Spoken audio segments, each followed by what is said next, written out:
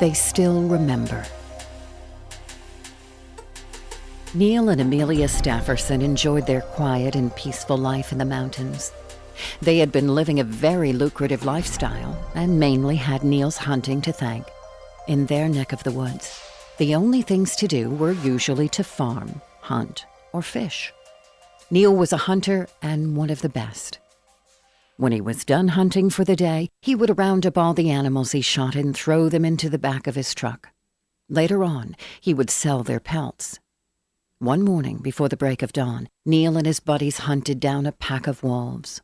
He took one shot, and all the wolves scattered, all except one, which fell in the snow and didn't move a muscle. Not a single one of Neil's friends was praising him.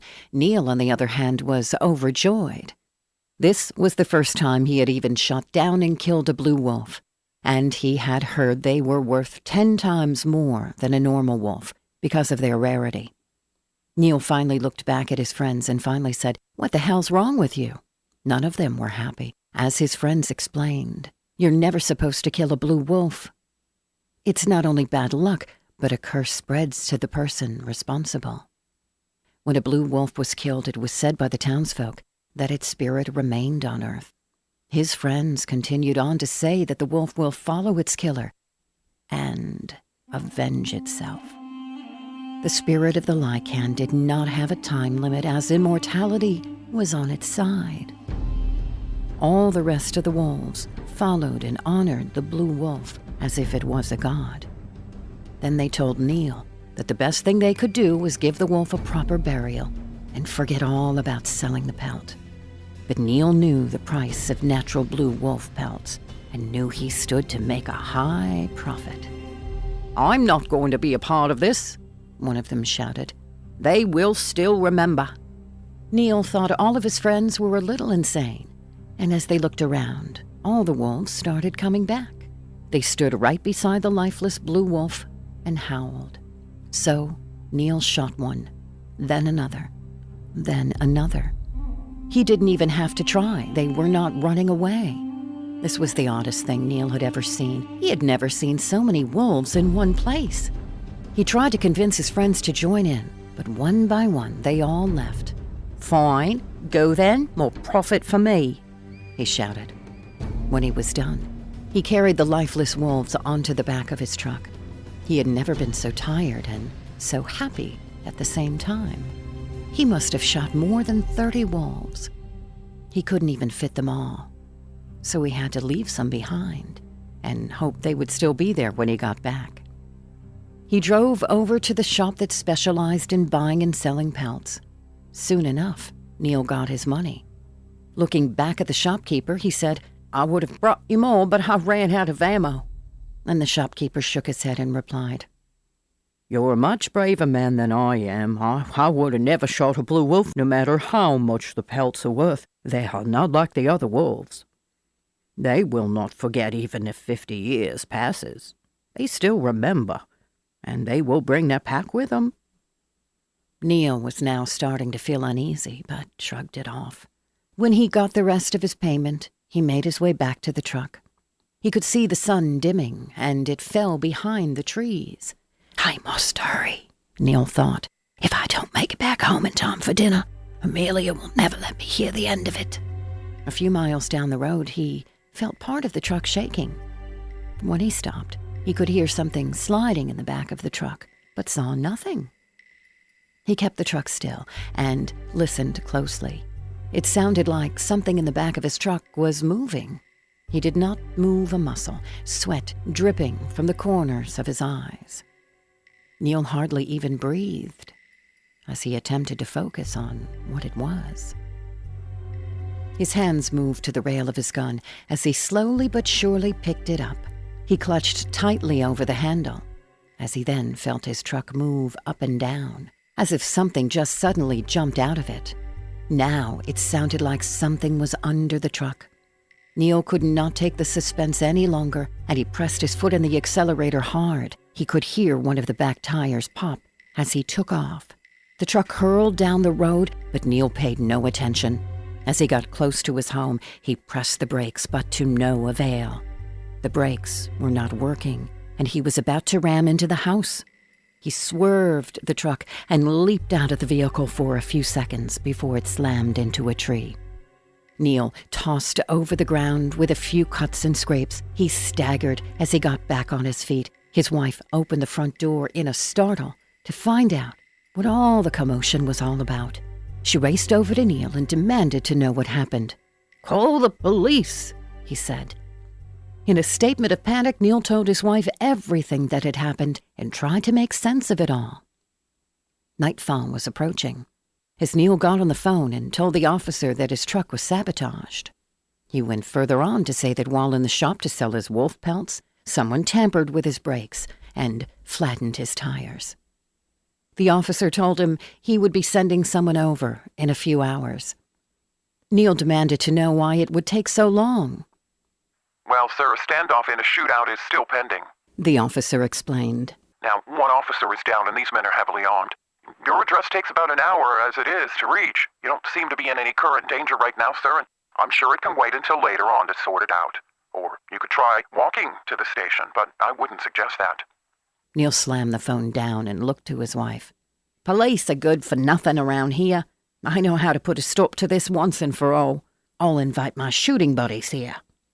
As he attempted to call his friends, he could not seem to get in touch with a single one. None of them answered their phones. Out of frustration, Neil threw the phone to the ground and looked back to his wife. "It's just this day, that's all. Everyone acting all strange. It's got me paranoid. But there's nothing to worry about." "If there's nothing to worry about, then why did you have to make up that story to the officer?" Amelia responded back. "You were afraid they would think you were crazy and not show up at all. You know what lurks out there in the darkness, and you know they still remember." Neil just then had a look on his face like he wanted to strike down his wife. But he could hear footsteps outside his home. He looked out the window but saw no one there. He turned on the front and back lights to his house, but did not dare to step out of his home. He locked the doors and windows and moved the furniture around to barricade the entrance. The sound of growls could be heard outside. Now the door to the front entrance started to shake, and the cabinet that was against it fell over. The dishes inside broke to pieces. The glass in the cabinet door scattered, and his wife screamed in fear, "Look what your greed has brought us!" Now the door began to crack. It sounded like whatever was outside was ramming into it. Suddenly, the door swung open. Neil didn't see a thing, but heard the footsteps come inside. Before he had a chance to run, he got a sharp pain in his leg. He tried to pull away, but as he did, his leg tore, and he began to bleed. It pulled and dragged Neil down, the growl sounding like that of a wolf. Amelia watched in horror as it looked as if her husband was being mauled, knowing after it was done she would be next. She got a knife from the kitchen and raced back. However, before she came back, whatever was on her husband leaped off.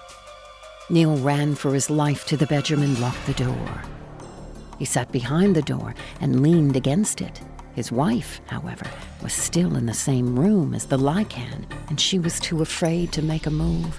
She stayed frozen, and her legs didn't work. She heard it walking. It moved over to the door. Her husband was behind. The knob shook and turned.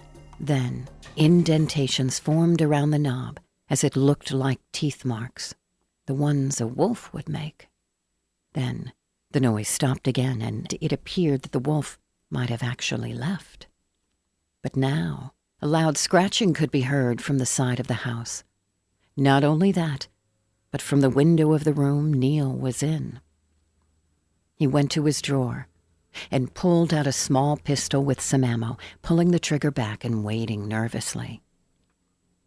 For the first time, Neil experienced a new level of fear, and he wasn't even holding the gun straight.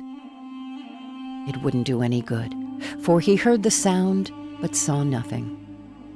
And if he shot the window and missed the wolf, he would be letting it into his home again. Neil's mind raced 100 miles a minute as he knew what it was like now to be hunted. Claw marks etched over the glass as the streaks made their way down. The wolf grew hungrier and more impatient.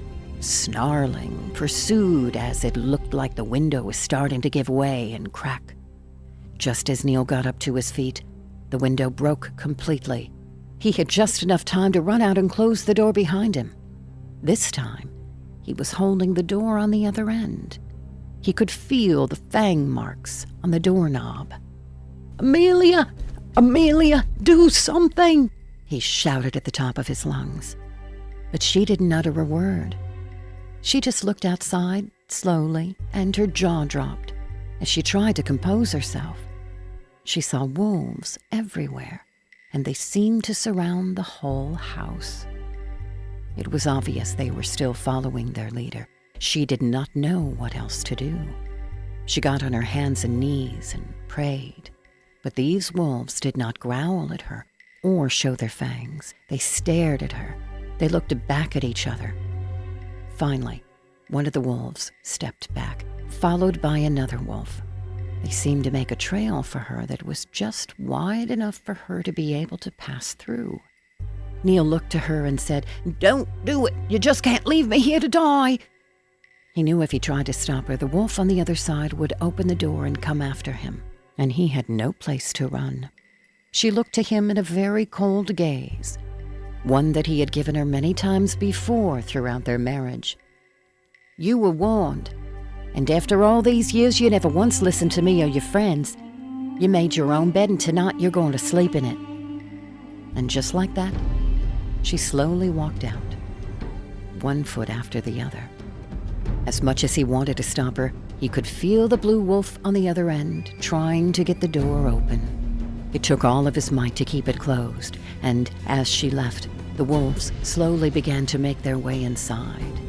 Neil had no idea what was more painful, to let go of the door and let what's on the other side end his life, or to have the wolves come in, devouring him. Lucky for Amelia, she would not have to see such a sight or know what decision that Neil finally made.